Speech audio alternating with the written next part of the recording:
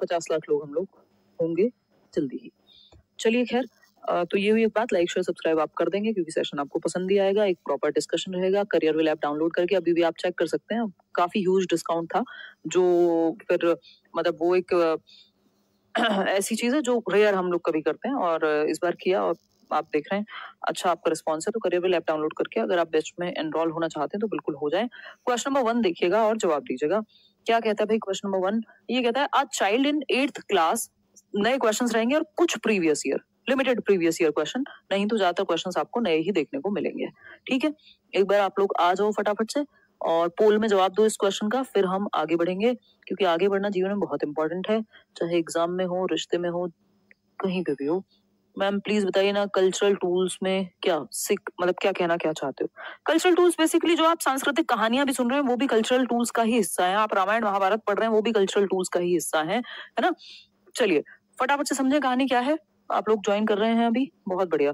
तो अगर हम देखें तो ये कहता है a child in class 8th या in 8th class has some sort of difficulty in interacting with his peers. यानी एक बच्चा है 8वीं कक्षा का जो उसको अपने दोस्तों से या अपने सहपाठियों से, जो लोग उसके क्लासरूम में हैं, उसके एज ग्रुप के हैं, पीयर्स हैं, उनके साथ इंटरेक्शन में दिक्कत आ रही है। बात सही है नहीं है? अब क्या है, his engagement with learning in school is dramatically low. इसकी वजह से क्योंकि वो इंटरेक्शन बहुत अच्छा नहीं कर पाता अपने यारों दोस्तों के साथ, तो उसको क्या है, दिक्कत है। ये कैमरा ज्यादा इधर लग रहा है मुझे, मतलब इंटरेक्शन हो नहीं पा रहा है। चलो कोई नहीं, अभी थोड़ा नया स्टूडियो है, दिमाग में सेटअप बनने में दिमाग मतलब टाइम लगेगा। तो बच्चे की परफॉर्मेंस लो है।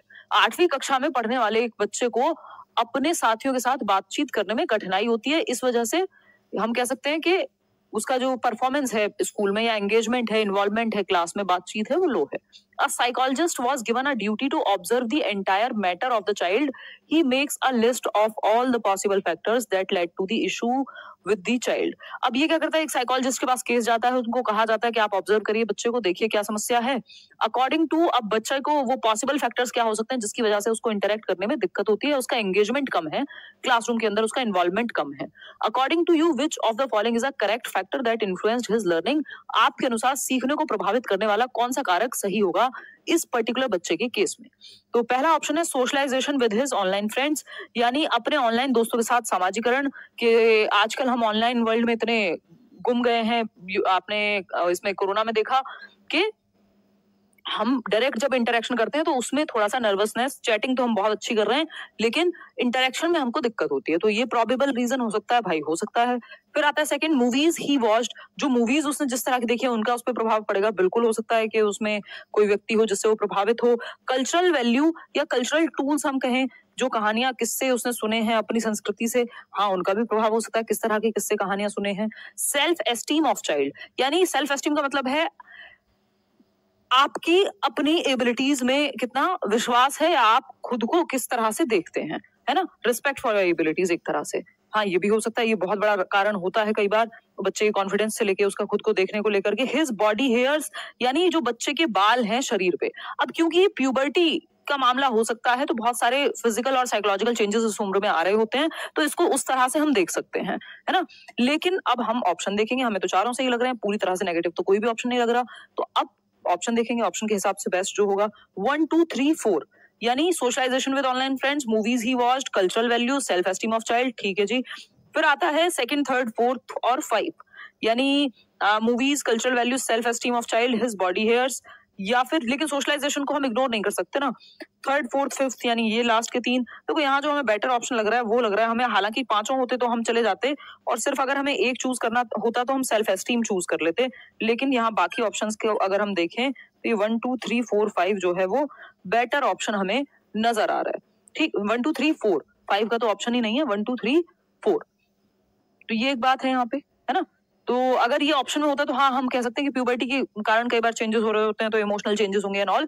तो अब ये साइकोलॉजिस्ट यहाँ पर देखेंगे कि क्या रीजन है, उसको ऑब्जर्व करेंगे, उससे बातें करेंगे, ये कहानी है। चलिए आगे बढ़ते हैं क्वेश्चन नंबर 2 पे। क्या कहता है भाई क्वेश्चन नंबर 2? फटाफट से देखिएगा और बताइएगा। दिमाग थोड़ा सा लगेगा क्वेश्चंस में, एकदम लड्डू क्वेश्चन नहीं होंगे, कुछ क्वेश्चंस इजी भी होंगे ऑफ कोर्स क्योंकि पेपर में मिक्स्ड ही आते हैं। क्वेश्चन नंबर 2 है, teachers A, B and C claim that their classrooms are progressive, यानी प्रगतिशील कक्षा जहां बच्चा एक्टिव होगा, जैसा कि जॉन डुई कहते हैं, प्रोग्रेसिव एजुकेशन के फादर कहा जाता है जॉन डुई को। ठीक, their classroom environment is as follows, तो उनकी जो कक्षा का वातावरण है वो इस प्रकार है कि टीचर ए है जिनकी क्लासरूम है, teachers through teacher centred methods and has an individualistic and passive classroom, यानी एक शिक्षक ए है, मान लेते हैं इनका नाम है अमित, और शिक्षक केंद्रित विधियों का इस्तेमाल करते हैं, यानी टीचर सेंटर्ड मेथड, जैसे लेक्चर मेथड यानी व्याख्यान विधि, जहां टीचर सेंटर में है। तो जहां टीचर सेंटर्ड में है, सेंटर में है, वो प्रोग्रेसिव तो नहीं होगा। प्रोग्रेसिव क्लासरूम वो क्लासरूम है जहां बच्चा सेंटर में है। ये हम जॉन डुई के माध्यम से समझते ही हैं चाइल्ड सेंटर्ड एजुकेशन में, यानी बाल केंद्रित शिक्षा में। इतनी बात क्लियर है। फिर आते हैं हम नेक्स्ट टीचर बी पर। टीचर बी बबीता रख लेते हैं टीचर बी का नाम।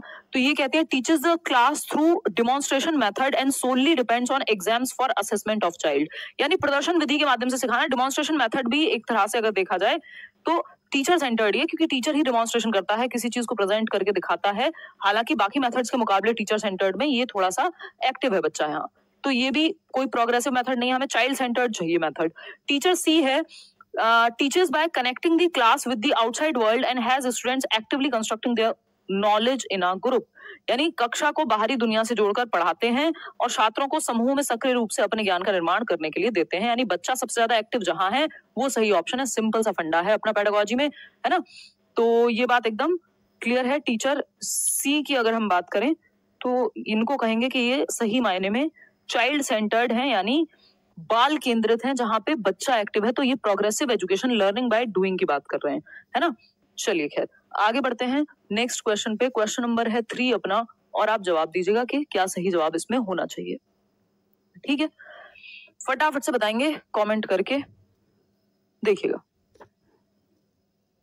पढ़िए सवाल और फिर बताइए। देख तो पा रही हैं, देखने में तो आपको कोई दिक्कत है नहीं यहाँ पे सच, जो मैं देख पा रही हूँ आपके लाइव सेशन में। बीच में कमेंट्स पढ़ने पड़ेंगे, अभी स्क्रीन जो है नए उसमें लगी नहीं है स्टूडियो में, तो यहाँ बार बार चेक करना पड़ रहा है। एमपीटेट के लिए बैच, यार बैच तो एमपीटेट के लिए मुश्किल है, पहली बार ही सीटेट किया आपके चैनल से, बैच में क्लास करवाई। हाँ क्लास शुरू हो गई है बैच में, कल से जो 7 बजे वाली क्लास है वो शुरू कर देंगे। ठीक है जी, चलिए आगे बढ़े। बहुत बढ़िया, टीचर सी मतलब हिमांशी, हाँ कह सकते हो यार। चलिए समझते हैं। देखिए, तो अगर हम बात करें यहाँ पे, कमेंट्स में चेक कर लेते हो आप लोग के, हाँ लाइव चैट, ओके, हाँ 1 बुक 1 टीचर 1 पेन, बिल्कुल। देखिएगा क्वेश्चन नंबर 3 देखिएगा और फिर बताइएगा। ये कहता है a group test was conducted amongst a group of pupil teachers. Pupil teachers वो जब आप अपनी टीचिंग ट्रेनिंग में हैं, बीएड कर रहे हैं, डीएलएड कर रहे हैं, बीटीसी कर रहे हैं, उस टाइम पे आप टीचर नहीं प्यूपिल टीचर कहलाते हैं, शिक्षार्थी शिक्षक, जब आप टीचिंग सीख रहे हैं। Teacher asked the students to take up any one of their favourite psychologist and write 2-3 words that describes his theory, यानी कोई भी अपना फेवरेट मनोवैज्ञानिक चूज कर लेना है और 2-3 शब्द जो है उठाने हैं जो उस थियरी के बारे में बात करें, उस मनोवैज्ञानिक की थियरी के बारे में बात करें। Rest of the group has to identify which psychologist has the person taken. तो आपको कुछ कैरेक्टरिस्टिक्स हैं किसी की थियरी के बारे में, 2-3 शब्द मिलेंगे और उससे पहचानना है कि किसकी थियरी है। तो फटाफट से देख लेते हैं। पहला ऑप्शन है सोशल कॉन्ट्रैक्ट ओरिएंटेशन। तो आपको पता है सोशल कॉन्ट्रैक्ट ओरिएंटेशन किसकी थियरी में आता है, फटाफट से बताओ। सोशल कॉन्ट्रैक्ट ओरिएंटेशन आता है आपका 4th स्टेज है लॉरेंस कोहलबर्ग की थियरी में, लॉ एंड ऑर्डर कहते हैं जिसको, जोन ऑफ प्रॉक्सिमल डेवलपमेंट, संभावित विकास का क्षेत्र, ये लेव वाइगोत्स्की से जुड़ा हुआ है। तो फर्स्ट का बी देख लो कहाँ है, फर्स्ट का बी सिर्फ 4th ऑप्शन में है, तो बाकी कहीं तो है ही नहीं, तो आंसर तो यही हो गया सीधा, बिना चेक किए भी हमें पता चल जाएगा तो स्मार्टली। तो यहाँ पे हम देखेंगे सामाजिक अनुबंध अभिविन्यास, तो ये लॉरेंस कोहलबर्ग, यानी फर्स्ट का हो गया बी। निकटतम विकास का क्षेत्र जिसको हम ZPD कह रहे हैं, लेव वाइगोत्स्की। फिर बहुबुद्धि का सिद्धांत जो है वो हार्वर्ड गार्डनर, यानी थर्ड का ए। देन आपका अनुकूलन यानी अडेप्टेशन जो कि पियाजे की थ्योरी में आएगा, सी। तो 4th option is the right answer, simple जवाब। क्लियर है बात, कोई दिक्कत परेशानी इस बात को समझने में अगर हो रही है तो आप बता सकते हैं, बात सही है। चलिए आगे बढ़ते हैं नेक्स्ट क्वेश्चन पे। क्वेश्चन नंबर है 4, क्या कहता है क्वेश्चन नंबर 4, देखिएगा। क्वेश्चन नंबर 4 है Sushma believes in socio-constructivist views of learning, so she is a supporter of यानी सुषमा जो है वो सीखने के सामाजिक संरचनावादी विचार में विश्वास करती हैं, इसलिए वह निम्नलिखित में से किसकी समर्थक हैं? सामाजिक रचनावादी यानी समाज में रहकर के ज्ञान की रचना करना, यानी लोगों के बीच ग्रुप में सीखना। वाइगोत्स्की की याद आपको आ जानी चाहिए इतना सुन करके। सोसाइटी, कल्चर, लैंग्वेज, ये 3 बहुत महत्वपूर्ण बातें हैं वाइगोत्स्की की थियरी में। तो पहला ऑप्शन है effective learning is activated by lecturing and explaining, यानी व्याख्यान देने और समझने से प्रभावी शिक्षण होता है, यानी लेक्चर से। लेक्चर में बच्चा उतना एक्टिव नहीं होता, ये बात हमें माननी पड़ेगी। लेक्चर मेथड थोड़ा सा क्या पूरी तरह से टीचर सेंटर्ड मेथड है, तो यहाँ पे उतना बच्चा एक्टिव नहीं मिलेगा, जबकि सोशियो कंस्ट्रक्टिविस्ट क्लासरूम, सामाजिक रचनावाद में बच्चा एक्टिव मिलेगा, डिबेट डिस्कशन करता हुआ मिलेगा। फिर आता है effective learning takes place through the process of recall and rehearsal, यानी बार बार रिपीट कराते रहो चीजें, तो इससे रट्टाफिकेशन, रोट लर्निंग बढ़ेगी, बच्चा एक्टिव नहीं होगा। और सामाजिक अधिगम में बच्चा एक्टिव मिलेगा, ग्रुप में डिस्कशन करता हुआ या कोई भी एक्टिविटी करता हुआ। लर्नर्स रिसीव नॉलेज पैसिवली, बच्चा कभी भी पैसिव नहीं हो सकता, निष्क्रिय नहीं हो सकता, ये सिंपल फंडा है, पूरी पेडागोजी में लागू होता है। फिर आता है fourth option learners actively construct knowledge, ये बात एकदम सही है कि जो बच्चे हैं वो ज्ञान का सृजन या निर्माण सक्रिय रूप से करते हैं, एक्टिविटी करके। कोई क्लासरूम में डिस्कशन करेगा, डिबेट करेगा, चर्चा परिचर्चा एक्टिविटी, यानी बच्चा जहां एक्टिव है वो ऑप्शन बेस्ट है, ये अपना सिंपल फंडा रहता है।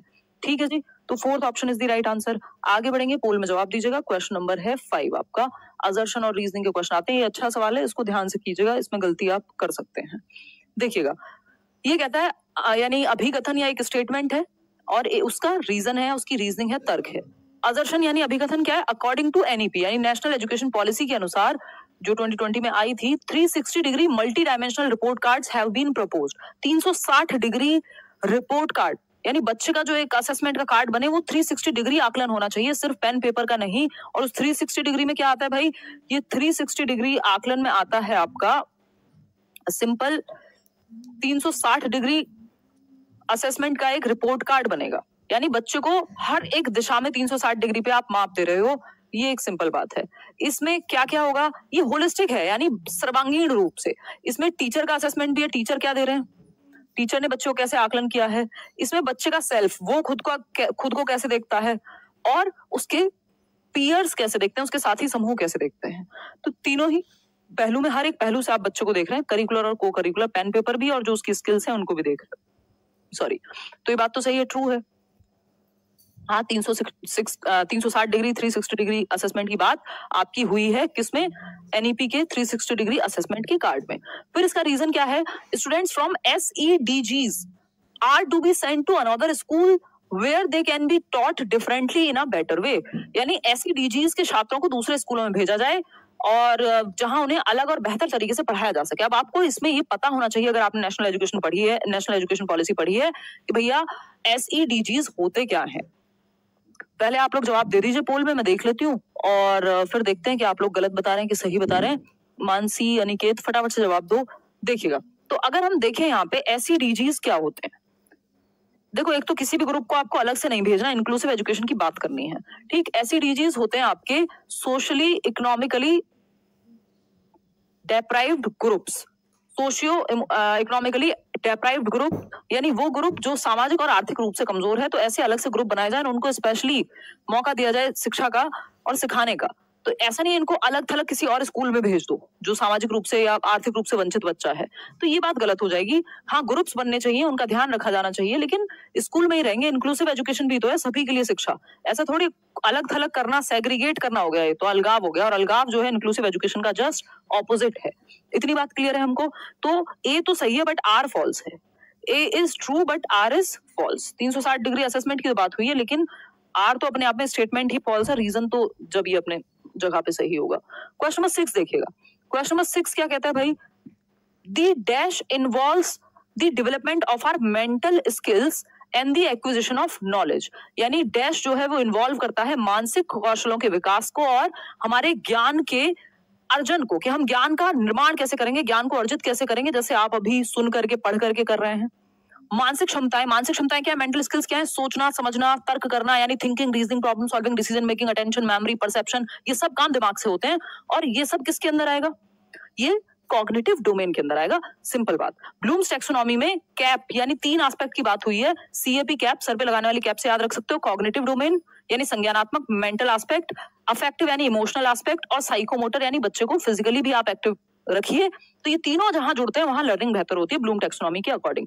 इस कॉग्निटिव डोमेन में मेंटल स्किल्स आती हैं, लेकिन यहाँ पे जब साफ साफ कॉग्निटिव डोमेन दिया हुआ है तो हम ब्लूम्स टैक्सोनॉमी पे क्यों जाए, है ना। जब हमसे डायरेक्ट एग्जैक्ट पूछा क्या पर्टिकुलरली, तो हमसे पूछा है कि दिमाग के कौशल, जो भी काम दिमाग से हो रहे हैं, सोचना, समझना, तर्क करना और ज्ञान को अर्जित करना, ये सारी प्रोसेस संज्ञानात्मक पक्ष से जुड़ी हुई है, यानी आपके दिमाग के पक्ष से जुड़ी हुई है, मानसिक पक्ष भी कह सकते हो, जिसपे थियोरी पियाजे ने, वाइगोस्की ने, इन सब ने दी हुई है ना, जिसमें आपका दिमाग का यूज है। तो इस कॉग्निटिव डेवलपमेंट कह लो, इसको मेंटल डेवलपमेंट कह लो, इंटेलेक्चुअल डेवलपमेंट कह लो, ठीक है, बात सही है। और स्कूल में हम काफी जोर इस पे देते हैं, बट हमें बाकी पहलुओं पे भी देना है कि बच्चे के इमोशंस, उसके फिजिकल एक्टिविटी भी इन्वॉल्व हो।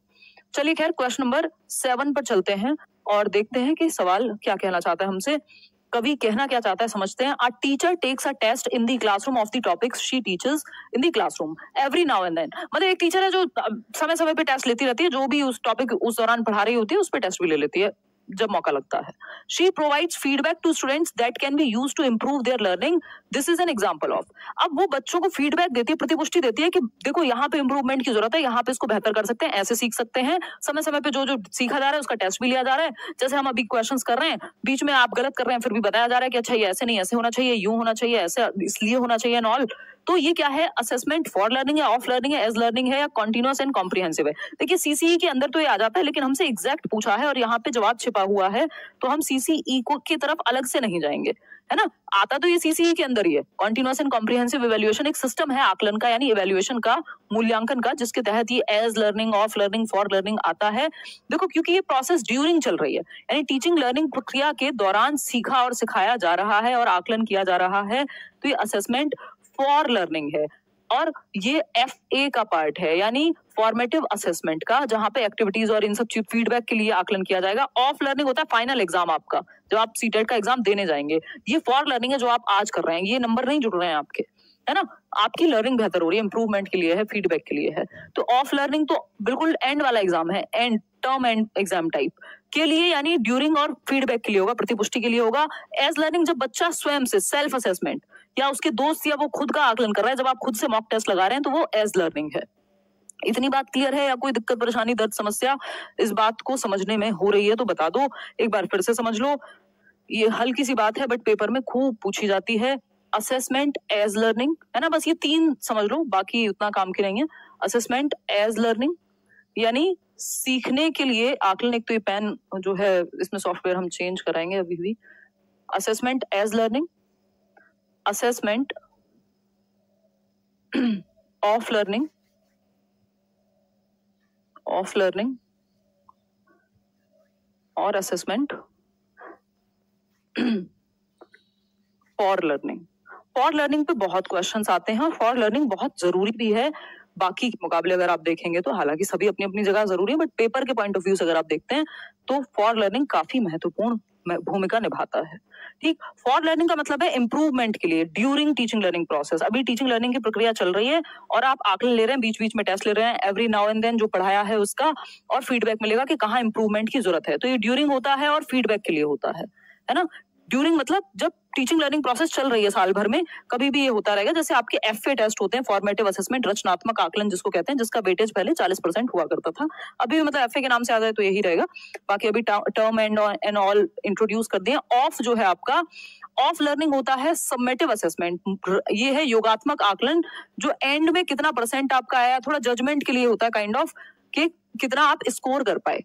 ठीक, तो ये एंड में होगा। ठीक, ये आपकी टीचिंग लर्निंग प्रोसेस के एंड में जो फाइनल एग्जाम एंड ऑल।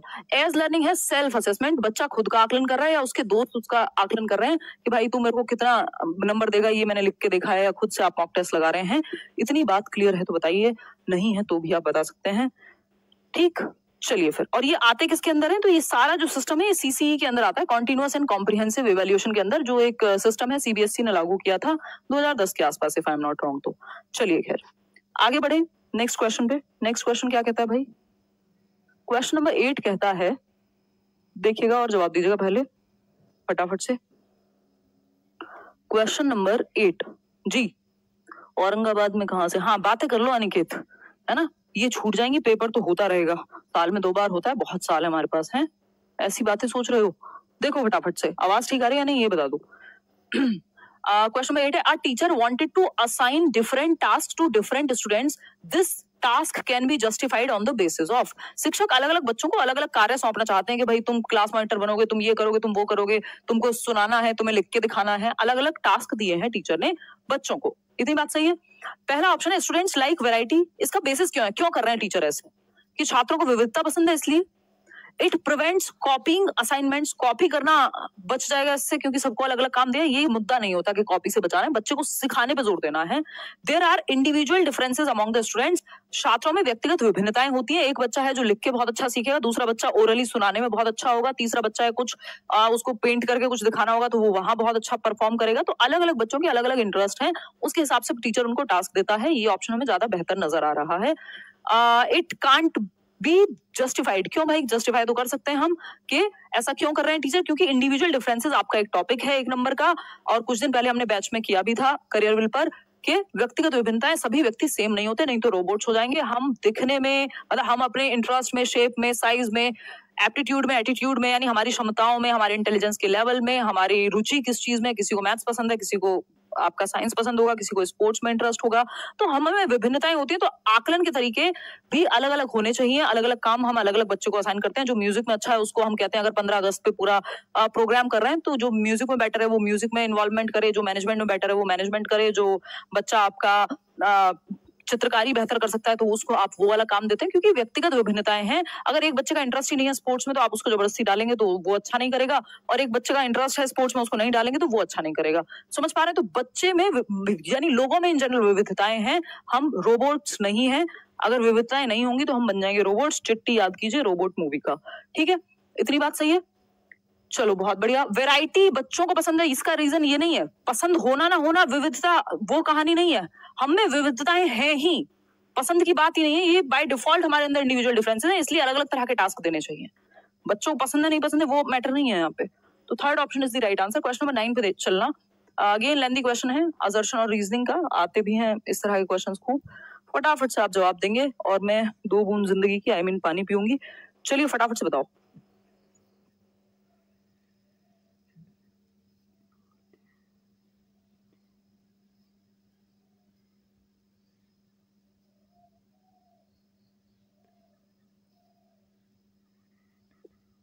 देखिएगा क्वेश्चन नंबर 9 कहता है, देख पा रहे हो कि नहीं? हाँ, देख पा रहे हो विनोद?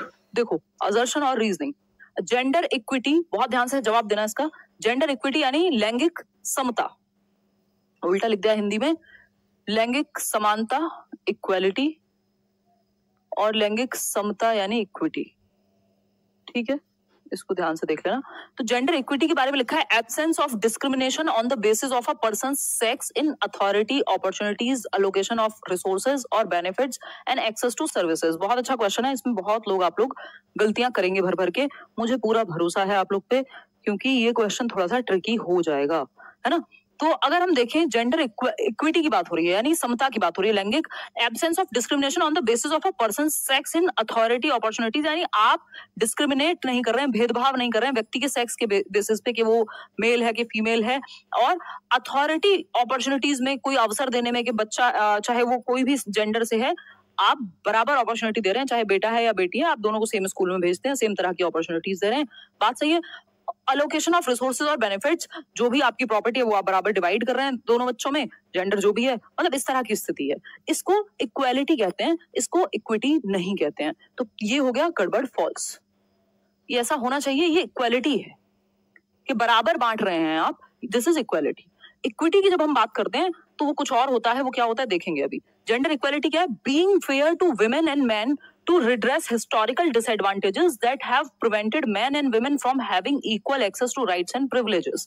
मतलब लैंगिक समानता यानी इक्वालिटी की बात ये कहना चाह रहे हैं इनके हिसाब से कि ऐतिहासिक नुकसानों को दूर करने के लिए महिलाओं और पुरुषों, या फिर जो उनको हम कहेंगे डिसएडवांटेजेस कह लीजिए, या अलाभान्वित रहे, किसी रूप से वंचित रहे महिलाएं और पुरुष ऐतिहासिक रूप से, उसको दूर करने के लिए महिलाओं और पुरुषों के प्रति निष्पक्ष होना, जिसने पुरुषों और महिलाओं को अधिकारों और विशेषाधिकारों तक समान पहुंच से रोका जा सके। बेसिकली क्या कह रहे हैं, जिसकी वजह से रोका गया है, हिंदी में थोड़ा ट्रांसलेशन गड़बड़ है। तो ये कह रहे हैं यहाँ पे कि आप महिलाओं और पुरुषों के प्रति क्या है, फेयर रहें, यानी जहां पे जैसी नीड है, अगर फीमेल्स को बहुत समय तक, बराबरी की बात तो तब करोगे ना जब बराबर जगह से शुरू कर रहे हो दो लोग। अगर एक वर्ग को, यानी अगर फीमेल्स को पहले से ही दबा करके रखा गया है, उनको मौका मिला ही नहीं उतना पढ़ने का, खाने से लेके स्कूल भेजने से लेके हर चीज में तो जो है अंतर है। समाज ने अगर दबा करके ही रखा है, या जो बराबर है ही नहीं, जिसको बराबर अपॉर्चुनिटीज मिली ही नहीं है, तो इक्वालिटी से पहले आपको इक्विटी का सोचना पड़ेगा। इक्विटी क्या है? समता। कि आप फिर वुमेन को रिजर्वेशन दे रहे हैं नीड के हिसाब से, बेसिकली रिजर्वेशन दे रहे हैं गवर्नमेंट जॉब्स में, आप रिजर्वेशन दे रहे हैं चाहे मेट्रो के डब्बे में, क्योंकि डिफरेंट रीजंस हैं, उनको मेंस्ट्रुअल साइकिल हो सकती है, प्रेगनेंसी हो सकती है, छेड़छाड़ के मामले बहुत 70 चीजें हैं। तो वो इक्विटी है कि वुमेन के लिए आप सीट रिजर्व कर रहे हैं, या फिर आप मेट्रो का एक डब्बा रिजर्व कर दे रहे हैं मेट्रो में, है ना, या फिर आप कुछ जैसे कई सारे गवर्नमेंट के एग्जाम के फॉर्म्स हैं जो फ्री होते हैं फीमेल्स के लिए, क्योंकि उनको ऑलरेडी नहीं बढ़ावा मिल रहा। शादी कर दो, नौकरी लगे ना लगे चल जाएगा। सब जगह नहीं है, बट ये चीज बहुत हद तक है, अभी भी है काफी जगहों पे। तो ये क्या है, या बिहार में फीमेल्स को जो है नौकरी में रिलैक्सेशन है सरकारी नौकरी में, क्यों? क्योंकि ऑलरेडी बढ़ावा नहीं दे रहे हैं, लोग पढ़ा ही नहीं रहे हैं फीमेल्स के केस में। मेल्स के केस में कुछ और हो सकता है कि सोसाइटी ने उनको रोने का भी अधिकार ठीक से दिया नहीं हुआ, है ना। तो नीड के आधार पे फेयर होना, ये इक्विटी कहलाता है। नीड के आधार पे आप प्रेफरेंस या जो भी महत्व दे रहे हैं वो करना, ये इक्विटी कहलाता है, ठीक। लेकिन यहाँ पे इक्वालिटी लिख दिया। इक्वालिटी की डेफिनेशन ऊपर वाली थी कि आप बिना जेंडर को देखे, बिना भेदभाव किए बराबर अपॉर्चुनिटी दे रहे हैं, चाहे लड़का है या लड़की है। लेकिन जब आप एक्स्ट्रा ध्यान दे रहे हैं किसी भी एक जेंडर पे, उसको बेहतर करने के लिए, ऊपर उठाने के लिए, क्योंकि किसी भी आधार में वो पीछे रहा है, तो वो इक्विटी है। इक्वालिटी तभी अचीव होगी जब हम इक्विटी रखेंगे। अगर हम इक्विटी नहीं रखेंगे तो इक्वालिटी तक पहुंच ही नहीं पाएंगे, ठीक। तो ये एक बात है। अब कैसे होगा वो? अब मान लीजिए बिहार में रिलैक्सेशन मिल रहा है फीमेल्स को जॉब में, अब वहां पे किसी फीमेल को उस चीज का फायदा मिलता है या कई फीमेल्स को मिलता है, फिर अगली जनरेशन को ऑलरेडी वो अपॉर्चुनिटी का मौका मिल जाएगा, दोनों बच्चों को वो पढ़ाएंगे। तो वो इक्वालिटी कहीं ना कहीं तभी हम पहुंच पाएंगे जब हमें इक्विटी मिलेगी। तो इक्विटी है नीड के आधार पे, इक्वालिटी है जस्ट बराबरी, है ना। इक्वालिटी क्या है? अगर कोई व्यक्ति है जो चल नहीं पा रहा और एक व्यक्ति है जो दौड़ सकता है, दोनों को बराबर खड़ा कर दिया आपने, ये है इक्वालिटी। तो हमेशा तो इक्वालिटी काम नहीं आती। ये है इक्वालिटी, आपने इक्वल अपॉर्चुनिटीज दे दी मेल और फीमेल्स को, जबकि हो सकता है कि एक वर्ग पहले से दबा हुआ हो, ठीक। तो अगर दूसरी तरफ अगर हम देखें, फॉर एग्जाम्पल, छोड़ देते हैं, बहुत एग्जाम्पल हो चुके हैं, है ना, नहीं तो लंबी जाएगी बात। तो अगर हम देखें इक्वालिटी है, आपने इक्वल अपॉर्चुनिटीज, अवसर वगैरह आपने सब बराबर दे दिए। Equity is equality, equity is need के बेस पे आप फेयर हैं। यदि फीमेल्स को ज्यादा एम्पावरमेंट की जरूरत है तो आप कर रहे हैं, क्यों? क्योंकि इक्विटी है, फेयरनेस है, basically as per the need fair हैं आप। कि एक व्यक्ति है, मान लीजिए एक व्यक्ति है जो चल नहीं सकता, एग्जाम्पल पे आते हैं वापस से, और एक व्यक्ति है जो व्हील चेयर पे, दूसरा व्यक्ति है जो दौड़ सकता है। अब दोनों को बराबर खड़ा कर दिया कि दौड़ लगाओ, तो ऑफकोर्स जो व्हील चेयर पे वो दौड़ नहीं पाएगा, तो वहां आपको इक्विटी लानी पड़ेगी। इसलिए पैरा ओलंपिक्स डिफरेंटली हो रहे हैं, ठीक। तो इक्विटी नीड को भी समझना है। चलिए खैर, तो ये दोनों ऑपोजिट कर दिया इन्होंने डेफिनेशन में, कि इक्विटी की जगह इक्वालिटी लिख दी है डेफिनेशन में। और तो जेंडर इक्विटी, ये जेंडर इक्वालिटी की डेफिनेशन है जिसमें इक्विटी में डाल दिया है, और ये जेंडर इक्विटी की डेफिनेशन है। और ये डेफिनेशन अब आप ध्यान में रखिएगा, है ना। तो ये दोनों ही गलत हो गए, इसलिए ए एंड आर फॉल्स, क्योंकि ऑपोजिट कर दिया मामला, ठीक। तो fourth option is the right answer. Hopefully आपको एक इंपॉर्टेंट टॉपिक समझने को मिला होगा इस क्वेश्चन के माध्यम से। क्वेश्चन नंबर 10 देखिएगा और जवाब दीजिएगा। आपके प्यारे प्याजे चचा का क्वेश्चन है, जवाब देंगे फटाफट से, जल्दी से बताइए। दोनों गलत है, हाँ, क्योंकि डेफिनेशन गलत दे दी ना, ऑपोजिट दे दी। जहां इक्विटी लिखना था वहां इक्विटी नहीं लिखा, इक्वालिटी लिख दे। वो आपकी समझ को चेक करने के लिए किया है ऐसा, है ना। और बताओ। हाँ बिल्कुल सही कह रहे हो तरुण। चलो नेक्स्ट क्वेश्चन पे चलें, फटाफट से देखते हैं, टाइम क्या हुआ है, 10 बजने में 10 मिनट। देखिए, while writing an answer to a question about Jean Piaget's theory, a child writes adaptation involves two complementary activities, equilibration and organization. Is he correct? Jean पियाजे के सिद्धांत के बारे में एक प्रश्न का उत्तर लिखते समय बच्चे से पूछा गया कि अनुकूलन में दो प्रक्रियाएं, दो पूरक प्रक्रियाएं होती हैं, कॉम्प्लीमेंट्री। अनुकूलन क्या है? अडेप्टेशन।